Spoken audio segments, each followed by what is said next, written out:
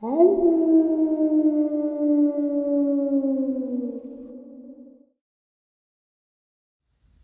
and salutations, everyone. I hope everyone is doing well.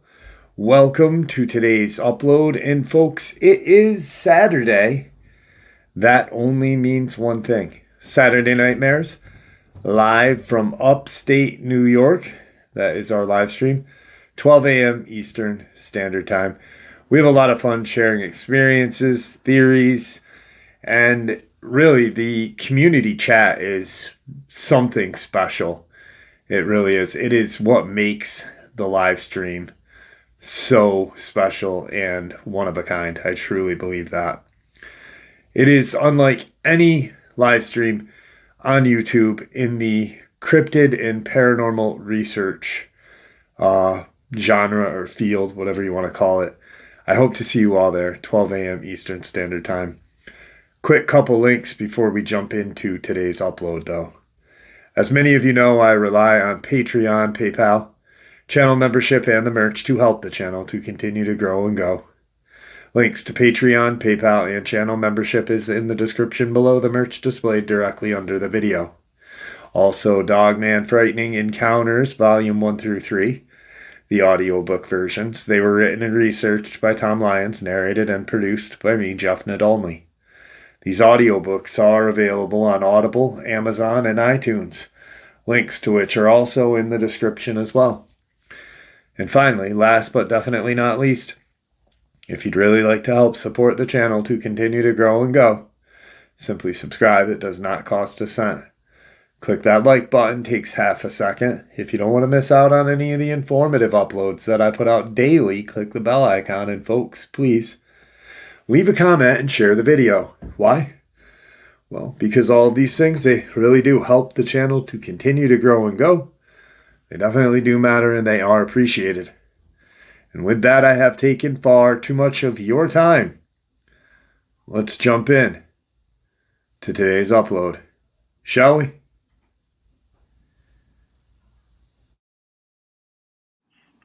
All right, guys, today I have another subscriber with me. He is from Oklahoma. His name is Jaron. Jaron?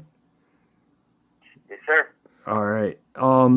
He has actually had a Dogman encounter back in '99 and some sort of Sasquatch vocalization encounter, I think around 2016 or 17. But he's here to tell us his encounters. So without further ado, I'm going to give you Jaron. Jaron. Yes. How are you, Jeff? I'm doing good. All right. I hope everybody else is doing good tonight, too. Well, I'll just get right into it. So in 1999, me and two of my friends were on some acreage here in Oklahoma. It's family land. Pretty good drought back then. Still had a lot of green, but it was still pretty dry. And the creeks had dried up. And when the creeks dry up, you can get to parts of the land that you normally couldn't get to before. That you can walk the creeks and get to the really thick stuff and just adventure areas that I don't normally get to go to because of the vines, or it's mostly the undergrowth. It just makes it really hard to get anywhere. So we walked down this creek, and we'd been out walking for quite a while. And this creek is,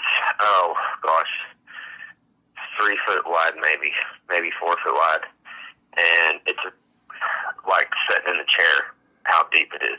So I don't know, maybe 18 inches, 22 inches deep. And so there's my one buddy, he was sitting across from us, and me and my other buddy were sitting next to each other.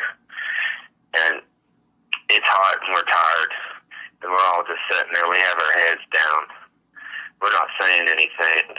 We're not doing anything. We're just being real quiet. And probably was for about 8 to 10 minutes. What were you guys doing out there first? Like, were you guys just hiking, or was there something that? Yeah, well, we grabbed the rifles and just started messing around out there to see if we could find something to shoot. Okay. This being country boys. So we, I had an SKS, my buddy had an AR, and my other buddy had a Ruger 1022. The buddy that was sitting next to me, he had the AR-15. Or it could have, it is AR style rifle. I don't know exactly what it was. Okay, so, like I said, we've been sitting there very quiet, very still for probably 10 minutes. And I'm ready to go. So I just jumped up real quick. And I'm about to say, all right, let's go. And I mean, right when I jump up, this, behind my buddy that was facing us, behind him, like I said, it's real thick. We can get into places that you normally couldn't. It's just this thick green wall behind him. And I jumped up to say, let's go. And then, I mean, right when I stood up, this wall of trees behind him just starts shaking. And I mean, shaking, going crazy. So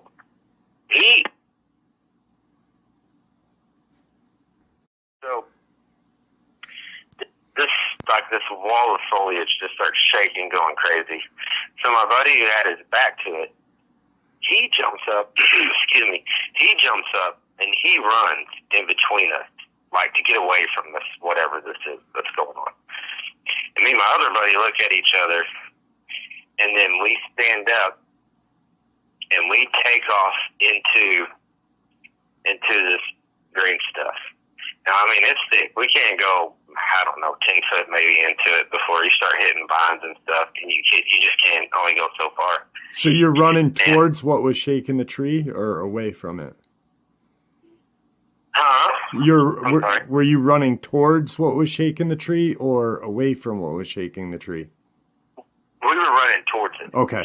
We went into this guns first, basically, looking for what this was.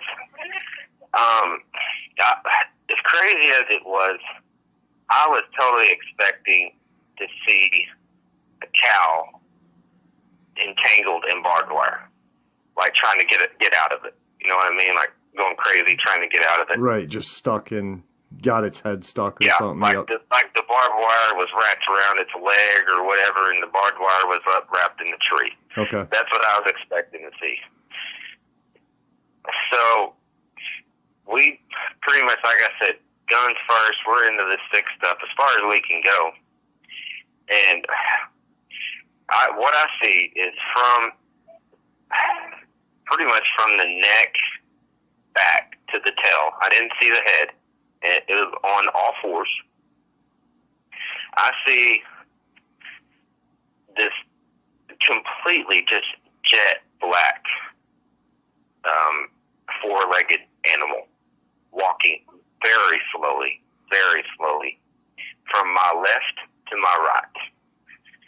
And so I didn't see the head, but I saw the neck back to the tail. I pulled up my gun and I'm aiming at it, and I look and I said, "Oh, it's a coyote." And while I'm aiming, I'm thinking this, and I've set the gun down, and I'm like, "No, that's not a coyote." And I'm looking at it. I said, "Is it a bear?" And I was like, "No, it can't be a bear." So I picked my gun up and I aim at it again. I was like, "What the heck is this thing? Is it a wolf?" No, it can't be. We don't have wolves in Oklahoma. And I went through whatever type of animal I could think of. Now, on all fours, what do you say? What do you think its height would be from shoulder to paw on ground? From shoulder to paw, I would put it at, I'm 5'10", I would put it at about my sternum. Okay. on its back. So about 3.5 feet. Just big. Yeah. Okay. Something like that. I was not far away from it at all. Could you get a 30 weight, feet. like an estimated weight of it? Like what you saw of, can you give us a description of the body, what you saw of the body? Yeah.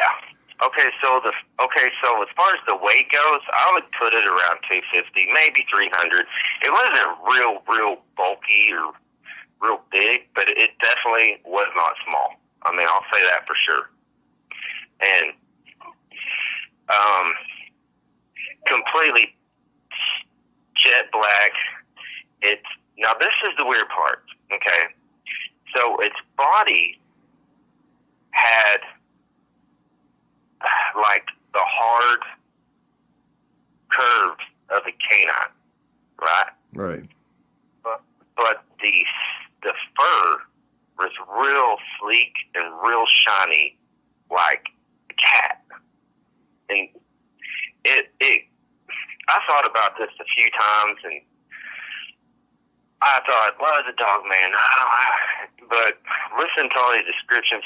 It looked like the perfect combination of a canine and a feline. That's what it looked like as far as its body structure and its fur. Okay.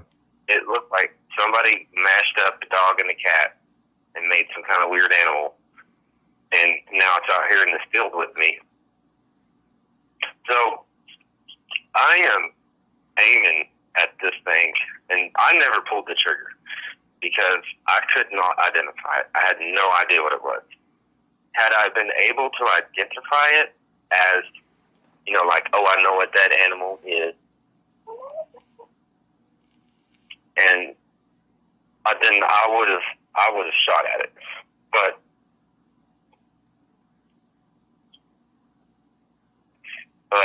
I could not identify the animal, so I did not take the shot at it. It walked, and it was a walk. It was not running. It was not trotting. It was in no hurry whatsoever. I mean, I had a good 8 to 10 seconds to look at this thing and aim at it and decide if I was going to shoot. Which, if you've ever been hunting, or if you're a hunter, 8 to 10 seconds is an eternity to decide to pull the trigger. Right. You know? Yeah. So, I'm looking at this thing. I have no idea what I'm looking at. I've lived out here my entire life. Was there a tail? Could you see Yeah. a tail? You could Yes. see a tail? Yes, absolutely had a tail. In between bushy and not bushy. I don't know. It was like in the middle, like average bushiness. I don't know. Okay. And it wasn't real long, but it was definitely a tail. I mean, you know what I'm saying? There was like a very clear tail Okay. on this fish. So it walks, like I was saying, from my left. When I saw it, it was directly in front of me. So it was walking from directly in front of me to the right. And it got out of my view. And it went behind some thick stuff. And it came in view of my buddy. Now, my buddy didn't see the head either. By the time he got a visual on it, it had already turned away from him. And he said it started to trot a little bit, and then he said it just took off. And he said it was the fastest thing he's ever seen in his life. We have deer out here, and deer are incredibly fast. This thing was, he said it would have, it had been twice the speed of a deer. He said its pew was just out of his sight in no time. And we get back, or me and my buddy that were looking at, now he didn't take a shot either. And me and him, we get back to my other friend that ran away, and he looked at us, and he said, what in the world was that? I was like, I don't know. And I looked at my other friend, and he was like, I don't know either. And I was like, man, let's just get out of here. Let's get back to the house. Let's just, it's hot, tired. We just saw something weird. Let's go back to the house. So we ended up going back home. That's it on that encounter. Now there's the things that stick out to me that make me say cryptid. And Dogman, I guess, is one, the color is jet black. Two, the size. It was way too big for anything around here or anywhere close around here. And the biggest thing was shaking the tree. Right. And I thought about that. I thought, okay, if it was a giant, like, cougar or puma, you know, a black panther or whatever they are. Yep. If it was one of those, and let's say it was up in the tree, a big cat like that jumps out of a tree, it's not going to make a ruckus like that. They're also not 3 feet at the shoulder either. Yeah. And whatever shook this tree, I've come to the undeniable conclusion that whatever shook this tree would have to have had a way to grab it. Right. Shake it. You know? And it was on all fours the whole time. I didn't see it get on 2 legs. I didn't, nothing like that. I didn't see the head. Now, I wish I could have seen the head because I could tell you for sure, well, maybe, I think I could, that, it was ... But the thing that makes me say Dogman is because it was jet black, and it looked like a canine, but it also kind of looked like a feline, too. And that just may be because I just don't know what a Dogman looks like. I don't know, but... On all fours. Right, yeah. Yeah. I mean, there are different canine cryptids, out there. People have spoken about jet black, like the black shuck and the Cadejo, which is the Cadejo is out by you, Texas, New Mexico, which is huge jet black dog, which in my own belief, I think is a Dogman, to be honest. I think it's just another name, like, the Gugwe is another name for Bigfoot, in my belief. So I think, I definitely I'm completely understanding where you're saying. Now, the tail, when you said, it wasn't bushy, how long would you say the tail was? Oh, I would say, now we're over 20 years ago. I'd say, going off that memory, I'd put it around 2 foot. 2 foot, yeah. And I believe, because, a lot of people that hear stories like this, they're going to automatically think, Black Panther, like you were saying. But the panther is not that high up in the, off the ground with its shoulder. I mean, they're big, but they're not huge. The thing. Yeah, and a tail for a canine or a feline of that, nature is a lot longer. Right? The 3.5 feet, I believe. They're a long tail because they use it to balance. They're about 150, 180 pounds, so they need a long tail to help them balance. So, that makes a lot of sense. It wasn't that long. I know that. And the thing about it is the shaking that tree, that was weird. I thought about it for a long time. And I thought, man, what?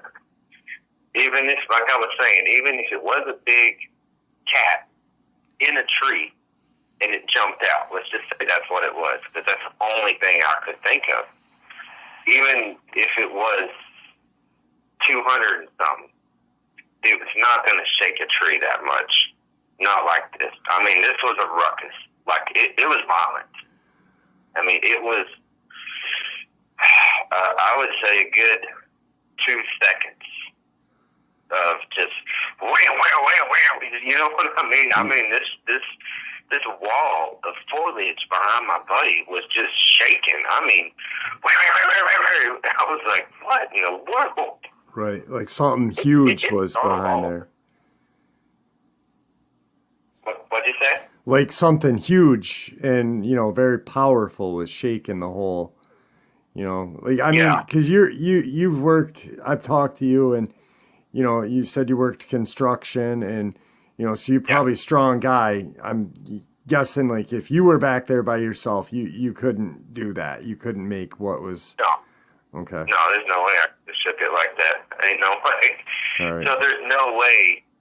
Let's just say hypothetically, an animal was like leaning up on it, and with its front paws and pushing it. It still isn't gonna do that. What I saw, that ain't gonna happen. Right. Dude, I came to the conclusion that whatever did that had to have hands. Okay. It had to have an opposable thumb to shake a tree like that. And that was wild, man. And at the time, I didn't know I knew what a Sasquatch was, and I never really gave it 2 seconds of thought about whether or not it was real or not.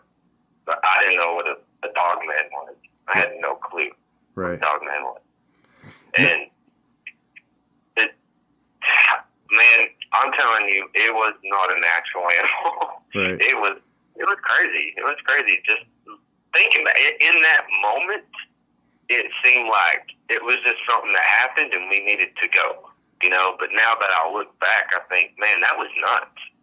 Like, I was within feet. 30 feet, that's pretty close to a freaking cryptid. You know what I'm saying? Yeah. Yep. And I had a gun leveled on it, too. And that's another thing that you're not supposed to do. Cryptids is level guns on them. Unless you're in a fight. If you have to fight, then you got to fight. But it didn't do anything to us. It just gave us a good jolt, Yep. And now your buddy that saw it, he what was his interpretation of everything? Okay, so I hung out with that guy that saw it off and on for, I don't know, next couple of years. And then we kind of quit hanging out. And we'd see each other in town off and on over the years. And in 2017, we met up at a buddy's house. We had time to talk for a minute. And I walked in, and he's like, "Hey, what's going on?" I was like, "Hey, not much." He goes, "Man, how you doing? How you doing? Pretty good." Yeah. And then just right after that, he goes, "Man, did you ever find out what that was that we saw out there in your land that one time?" I said, "Man, look up a thing called Dogman. That's what I think it was. I think it was a Dogman." But it was weird because he asked me, like, I hadn't seen him in a long time, Right. And he's just like, "What was that?" Yeah, for that to be, his next question, that must have, whatever it was, had a definite, traumatizing experience for both of you guys to stick in his head, your head, you're not even talking to him about it, and then boom, that's the next thing out of his mind, or mouth, excuse me. So that's, it was definitely something. And like you said, a cow, Go ahead. you thought it was a cow. And cows are, I've not been around, cows down in Texas or Oklahoma. I know they get big down there, but we have big cows in upstate New York, some big dairy cows. And I know how strong they are because I've seen them lean against fence posts, and just push and knock them over, So whatever that was just, huge to, for you to automatically think, hey, that's a cow maybe. There was a lot of commotion. Right, exactly. It was so much that I was expecting to see, like I said, I was expecting to see a heifer or a cow or whatever entangled in barbed wire. Right. And I was fully expecting to have to get the cow out of it, which was going to be dangerous, and I didn't want to. But that's not what I saw. That is not what I saw. Right. It was something else. And it definitely stood out to him because that's what got me thinking about it. Because 2017, that's about the time I started getting into cryptids. Like, really, I dabbled with it here and there. And so the back door was open. and a thunderstorm had come through, and that field behind my house was flooded, and it was flowing pretty good. I mean, you can hear it from my back door. You can hear the water cutting through the field. So I step up, I get up, and I go outside, and I went out the back door. I was going out to, take a leak, because that's we're country, and we go out the back door sometimes because it's closer. So I step out the back door, and right when I do, I hear I hear a crack, like it's like almost a rifle sound, almost the crack of a rifle, but not quite. And I could tell that it was a branch being broken. And like I said, I mean, it was almost as loud as a gunshot. That's how quick and loud it was. It was just, and I knew exactly what it was. I knew it was a branch breaking. And I was like, whoa, that was weird. And then just seconds after that branch broke, straight to my left, which would have been my east, on that same creek, I heard a noise. I heard it kind of sounded like, when a woodpecker pecks on a hollow log? Yep. It's got that noise to it. It almost sounded like that, but it was more organic, if that makes sense. It was more,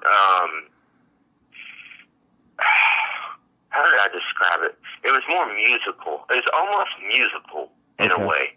Like, I could tell an animal made the noise. I'll just make the noise. It kind of sounded like this. That's what it sounded like. I mean, I can mimic the noise. Right. That's exactly that's what it sounded like. So almost like the Yeti call. Like, people have heard those calls, you know what I mean? And that was exactly, I mean, pretty much, what people have heard is pretty similar to that. So, yeah. Okay. Well, okay. I've heard the Ohio yell and all that stuff, but I hadn't heard anything similar to what I was describing. But I mean, you saying that's cool, because I mean, and that was to my, like I said, to my left on the east, to my east on that same creek, but that was about 100 yards away. The tree branch breaking, I would put that at about 300 yards away on the same creek. The creek is overflowing. I mean, like I said, you can hear the water. So it was coming towards you, you think? Like you said, the branch was about 300 yards, and the noise you heard was about 100 yards, so it was actually, like, coming towards the area, or was it was moving? Well, what I think it was, okay, so this field, let me tell you this field back there always has deer on it. I mean, I can literally go any time of the day and look out there, and there's deer. I can go out there at night and shine my flashlight, and there's deer bedded down. They are always in this field. And and there's the deer population where I'm at is it has exploded. It's tremendous. I mean, it would be a cryptid paradise, and if they thinned them out a little bit, it wouldn't be that bad, because they're actually pretty dangerous when you're driving. Yeah. I mean, out here in the country and you're driving, you gotta go slow, or I mean, a deer will run out in front of you. You drive 3 miles, 4 miles out here, you're gonna see a deer run out in front of you. But okay. So I said that storm had passed, and what I think, okay, so I think what it was when I stepped out onto the porch and I heard that break, the tree break, and then I heard that other noise, that was like a 2-second interval, like a 2, maybe 3-second interval. Okay. So, yeah. So what I think it was a tree break to alert the other one, and I think the other one sounded off back to it. Okay. And I think it was, I mean, from what I know, what I've heard, and what I understand, Sasquatch does tree breaks. I think Dogman sometimes do tree breaks. I don't know for sure, but I think I've heard that a few times. But that's why I'm saying Sasquatch. Right. But well, the noise too. I mean, when you heard the noise, did you like? Because a lot of people say when they hear a Sasquatch, regardless if it was the roar or any kind of like hoot, because they hoot a lot. They hoot. Right. And could you feel the hoot? Was there like kind of like a I don't know how to explain it. It's like some people have explained it like they feel like a energy, like a magnetic kind of, not magnetic, but just like an energy, like it hits them kind of. Was there anything like that when you heard that? Well, when I heard the return, we'll call it the tree break was the alert, and the return call was what came after. Okay. When I heard that return call, I could tell that it was coming from an animal. That I could tell. It wasn't like real powerful, and it wasn't real loud, but I mean, I could clearly hear it. I mean, like I said, the creek was boiled over, and it was flowing through the field. And so I could hear that real well. And it was loud enough that I heard it just fine over the creek from 100 yards away. It was at least 100 yards away. And you've grown up in Oklahoma your whole life, and that's nothing you've ever heard out there, ever. Right. No. I had, like I said about the woodpecker, how it sounds when it pecks on a hollow log. So I walked back in, and I sat down, and I told my wife, I said, I heard something weird just now. She said, what was it?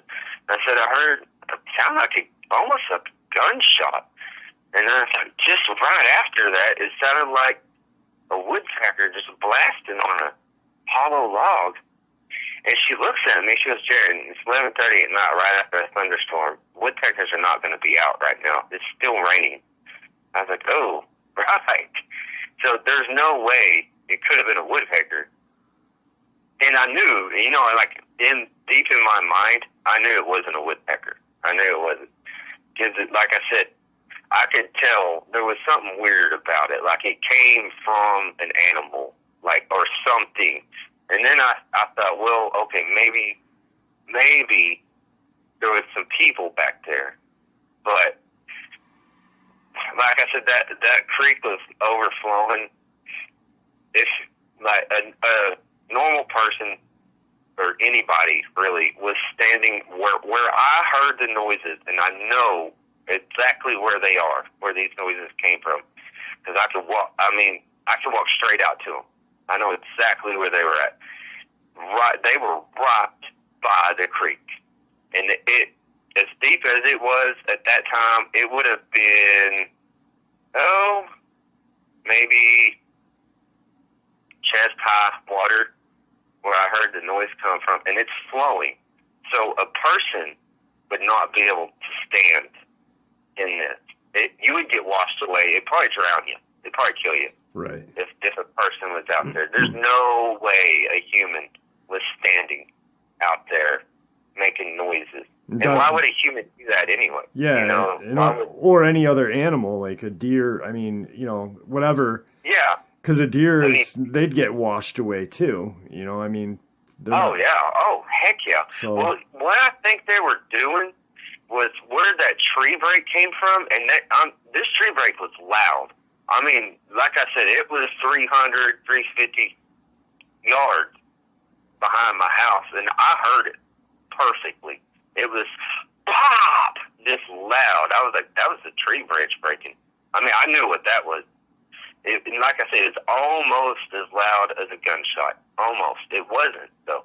It was close. I was like, dang, that was close to a gunshot, but that wasn't a gunshot. That was a tree branch breaking. And right after just that noise, and I was like, what the heck?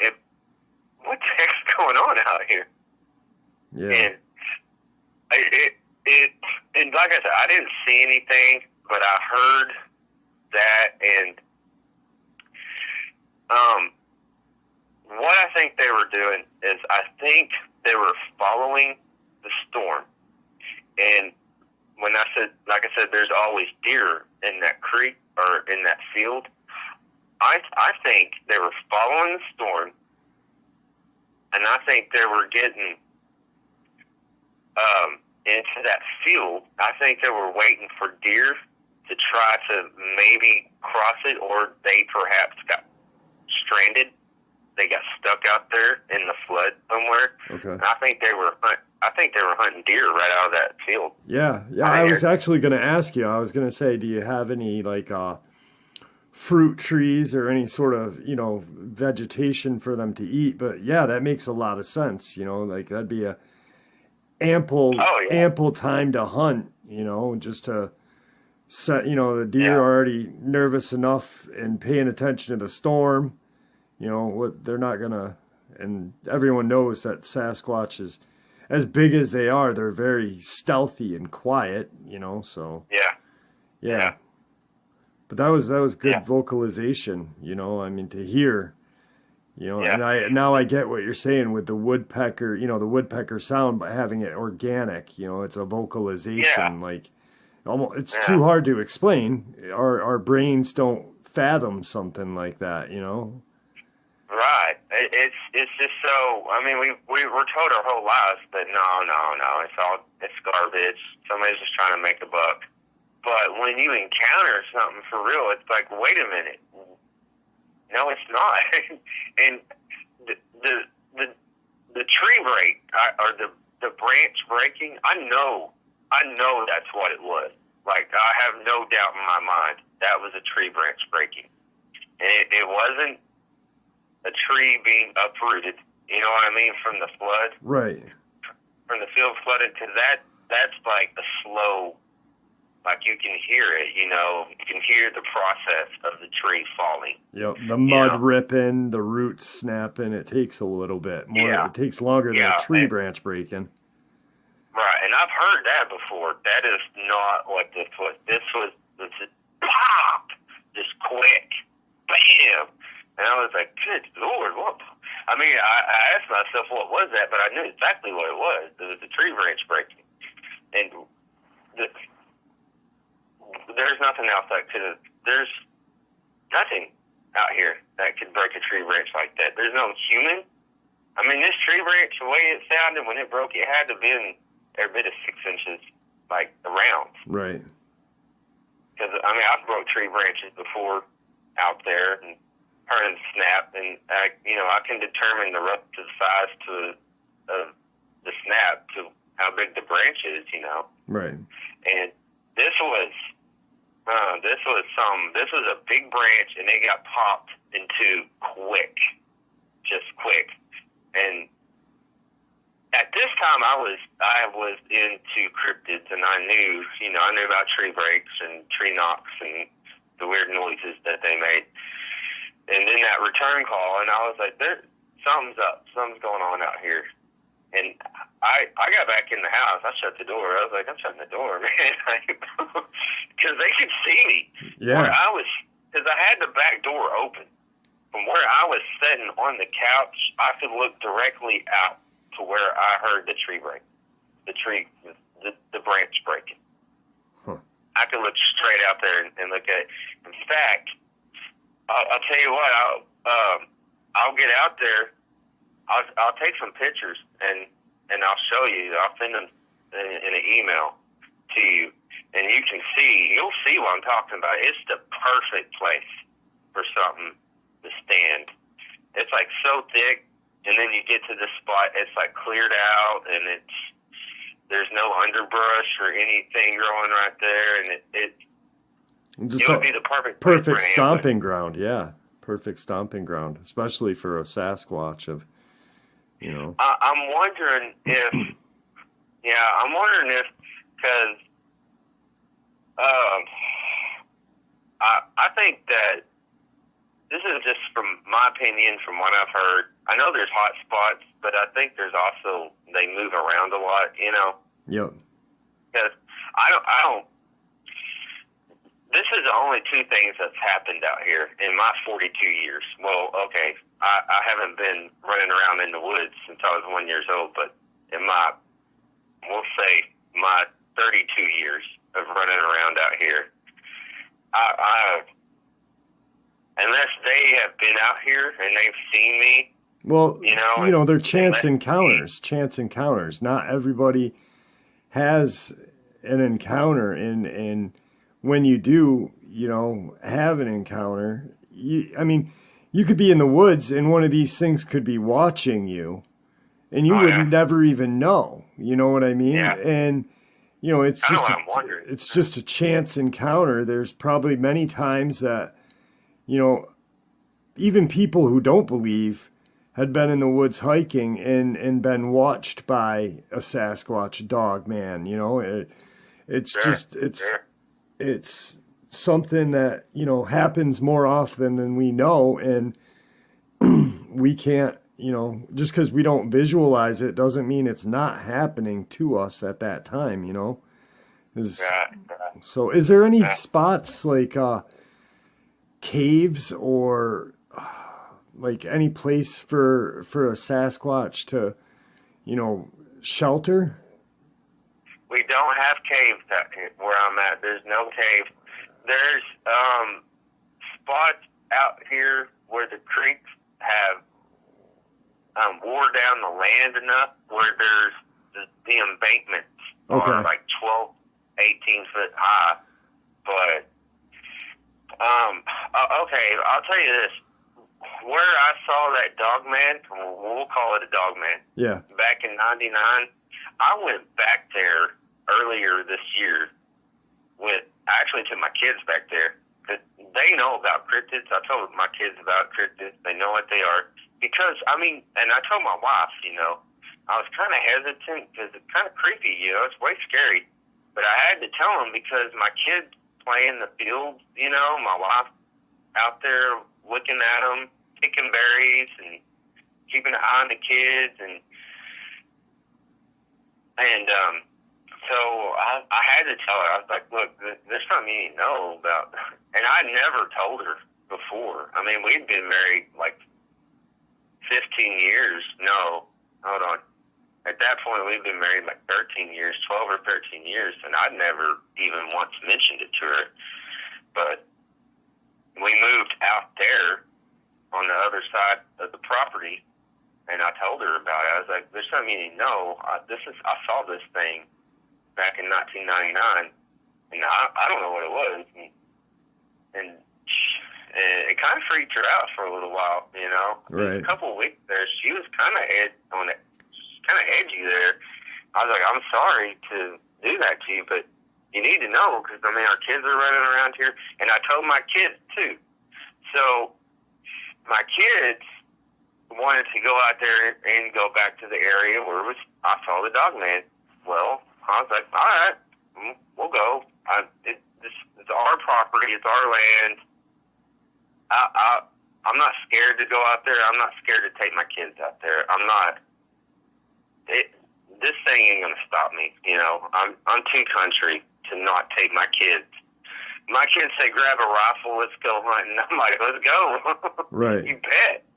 So we went out there. We were I was armed, well armed, and the kids were being kids, running around the creek and stuff, having fun. Now there's a spot out there where I saw the Dogman. The creek splits in two. There's the spot there, and I'll go back out there and take pictures of that for you too. You can see that. And there's a spot right after the creek splits in two. It cuts around back to the east Well, like I was saying, there's a 12, 14-foot embankment around this creek. Well, there's spots where trees, the dirt has washed away, and the tree roots they make like a canopy right next to the creek. Okay. Okay. Now, I mean, we had to have quite a bit of rain for the creeks to swell up, but usually they're just a trickle, and at most knee high in places. And it's usually a trickle. It's not usually full. And there's places, like I was saying, where the sand had been washed away and it makes that canopy. Well, we were out there not too long ago, and this canopy of roots, the dirt went so far back under there that I shined a flashlight in there, and I have a 750 lumen flashlight, and I shined it in there, and I could not see the back end of it. That's a bright light too. You know, I mean, that's wow. So yeah. there are places. Went back and then it turned. Yeah, it was weird. I was like, that's weird. So there are places for them to hide. You know, maybe that was, you know, I mean, like you said, it's your property, but where you said it turned, I mean, maybe it's living in there. Maybe that's like a den, you know, a dugout den. The nature helped, and it helped its too. Yeah. Or maybe it's just a rest stop, a place they can just stop, you know, and hang out for a little bit. Yeah, because Mississippi, there was a small den out there, and Luke, he is adamant about that area being a travel ground, you know what I mean? Like a little rest stop for him to. So, I mean, maybe that's what you've got going on right there, too. That's crazy. I'm kind of getting the feeling exactly what you're saying. I'm kind of getting the feeling that, and I think that this is a passing ground for them. Like I said, I think it migrates through here, or maybe. Right. If I already said this, it might be part of their hunting ground, whether it's a Dogman or a Sasquatch, or right. One of the two. Well, Luke, that guy Luke, he's got a den, and they pass through there. He thinks it's a passing ground area. So yeah, I mean, very well could be, because they need shelter, you know, and that sounds like the most most opportune place for them to hide or seek shelter. I mean, I don't think they're really hiding from anything. I think they're seeking shelter from the heat or, you know, the rain, like you said. Just like we would go into an AC or a heater in the winter. Yeah. You know? They probably got their own little spaces they can get into and get away from the weather. I mean, surely, you know, they can feel the heat and the cold, and it gets to them just like it does any other animal. Right. You know, so they gotta get out of it at some point. Now, you said you had a friend that had a sighting, something other than a Dogman or a Sasquatch. You want to share a little bit about that and what he went through? Yeah. So this is kind of what got me started in it. Started looking into it. So this would have been 2015. We're sitting there eating dinner, and it's the same time of year, spring, summer, which keeps popping up. That's kind of weird. But spring, summer. Now he was on Beaver Creek fishing, and he was in a car, and it started raining. It actually had been raining, and he stopped by my house on the way back to his house, and he had left a shotgun there. This shotgun had extreme sentimental value to him. It came from his dad. His dad made the stock. His dad put it all together, and he loved that shotgun. It meant a bunch to him. He somehow he forgot about it. He just stood up and walked away from his little fishing spot and completely forgot about that shotgun. He stops at my house, and he says, "Hey, I forgot my gun out there. It's starting to rain. I can't drive the car, but you got your truck, man. Can you take your truck?" I turn and look at my wife, like, well, and she's like, "Yeah, go get it." And I was like, "All right, let's go." So we take the 7 mile, I think it's 7, probably about more like 10 miles, drive out there. So on the way, we got plenty of time to talk. On the way, we're talking about old times. We're talking about whatever, fishing. We used to go fishing and camping and hunting and all kinds of stuff. And just out of nowhere, again, he another one of those out of nowhere comments. He just stops. He goes, "There's werewolves in Oklahoma." I was like, "What?" What? And he goes, and he said, "Yeah, and they say the highest concentration of them are in Oklahoma." And then he just starts talking about the old days when we used to go hunting, fishing, camping, and hanging out.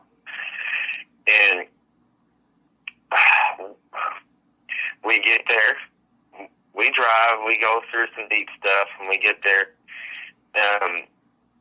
We go to the creek, get back up in there, and his shotgun was literally like 1 inch from being swept away from the creek. The creek's rising because it's raining. It's starting to flood.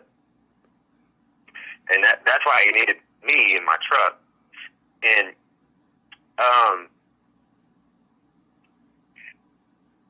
I think it caused some trauma because he didn't stick around too much longer after that. So did he see something that night, or? I think that he was fishing. Because he said something about werewolves. He said werewolves. What he told me. And that's all he said. What he said. What I said that he said about this werewolves in Oklahoma. Right. And the hot trace. Okay, that's the only thing he said to me about werewolves. And then shortly after he had, like you said to me, he had committed suicide shortly after? Yes. Wow. Yeah. Now, he already had problems in his life. He had a drug issue. His marriage was on the rocks. He had a good job. He made plenty of money. That wasn't the issue. They weren't hurting for anything. Right. But he had that. And he had those other issues going on. And I think that this is what I think. I think he was sitting there fishing. I think it's possible that a werewolf or a Dogman walked up to him. And I think what he did was he had the fishing pole in his hand. He had the shotgun sitting, leaned up on the creek, on the tree branch or whatever, or tree or whatever. I can't remember. I think he was fishing. I think a Dogman come up on him, or a werewolf. I think he just turned and ran. I think he booked it and left the gun there. And wanted you to come with it, kind of, because, you did say it was raining, and that makes a lot of sense. That makes a lot of sense, and that's a good theory, because, I've had another subscriber who, he had a wife. They both saw and had an encounter together. Shortly after, they got divorced, and she ended up with a drug issue and then committed suicide. But it makes sense what you're saying, because maybe he wanted you to come, not only because he felt like he was going to get stuck, but as backup. You know what I mean? He was already scared because, he was in the car. You know what I mean? He had already driven out of there.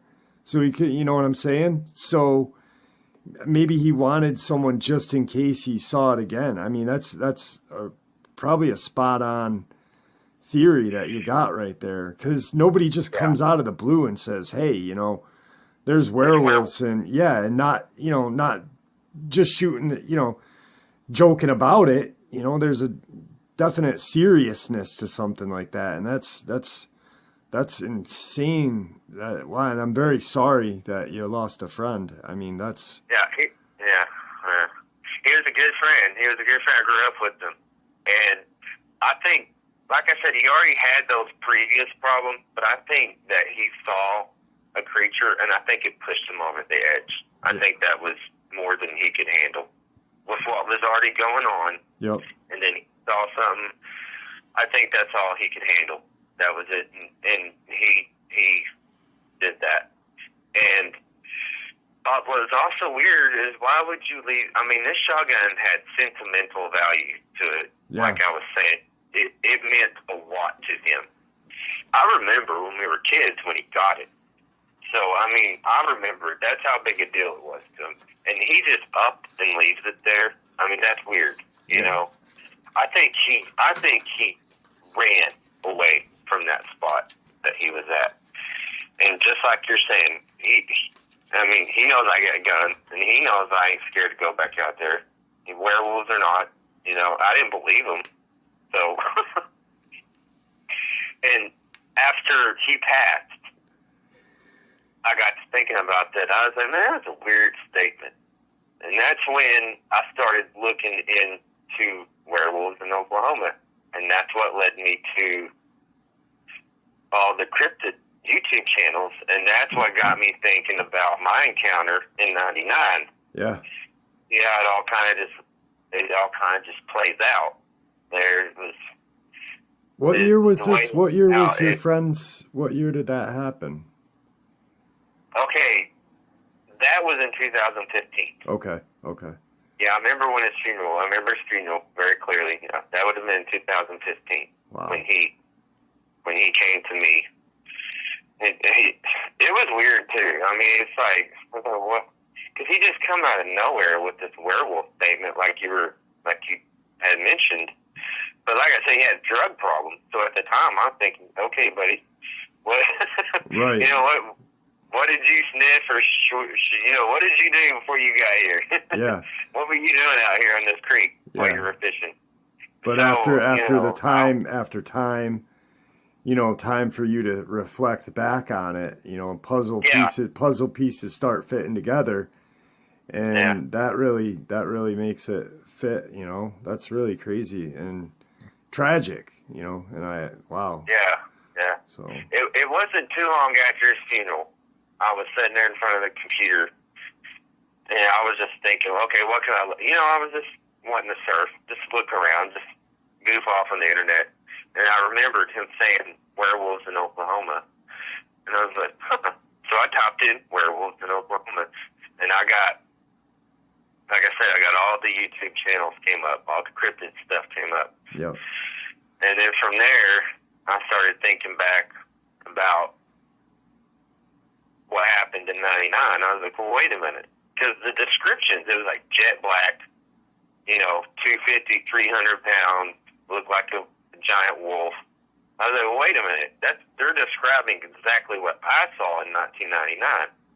And then I saw my buddy a couple of years later, and he's like, hey, what was that we saw out there? And everything's starting to click. I'm like, wait a minute. There's something going on out here. Yeah. There's something weird going on out here. I've had a lot of subscribers from Oklahoma, and they swear to God that there's stuff going on out there, and there's stuff going on all over the country, and this is crazy. Well, yeah, they're everywhere. Yeah, they're everywhere, and this deal with William.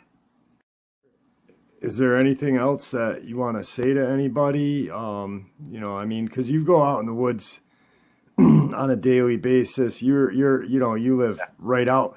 I mean, last night I talked to you for a little bit. I tried to get this recording up, and you were in the field, but Yeah. you're not afraid of going outside, and just people shouldn't I be go out there afraid to right go now. outside because, like I said, it's a chance encounter. Yeah. And do you agree with me on that? Let's not be afraid to go out hiking or go into Right. the woods. Heck, I take my kids out there. Yeah, yeah. I So can't keep them away. right. You know, So I'm they'll looking go out there forward without to me. yeah, I'm looking forward to seeing those pictures. And when you send them, when you email me them, my next upload, what I'll do, everyone, is when Jaron sends me them, I'll make an announcement, and that way you guys can email me to see those pictures, and I'll share them with you guys. So, Jaron, it was great talking to you tonight, and I appreciate you reaching out to me. And Yes, sir. you can say goodbye to everybody on YouTube, buddy.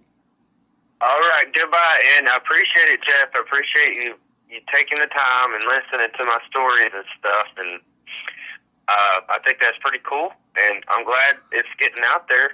They're in Oklahoma. They're everywhere. If you're in Oklahoma, just know they're out here. So don't be scared. Go out and have fun. And there you have it, folks. I hope you all enjoyed this upload as much as I enjoyed sharing it with you. I hope to see you all at the live stream, 12 a.m. Eastern Standard Time. I'd like to thank you all for supporting this channel. It is, after all, your support that helps the channel to continue to grow and go, and what gives us all a place and a chance to share our experiences and theories judgment-free. Everyone is simply treated with the respect that we deserve. Please stay safe, happy, healthy, and ever vigilant, keeping an eye on our children, pets, family, and our friends. These creatures are real. These events have happened. Share this information with those you love and care about, and it may just help save their lives someday. Until next time, never stop asking questions, never stop searching for the truth, and God bless you all.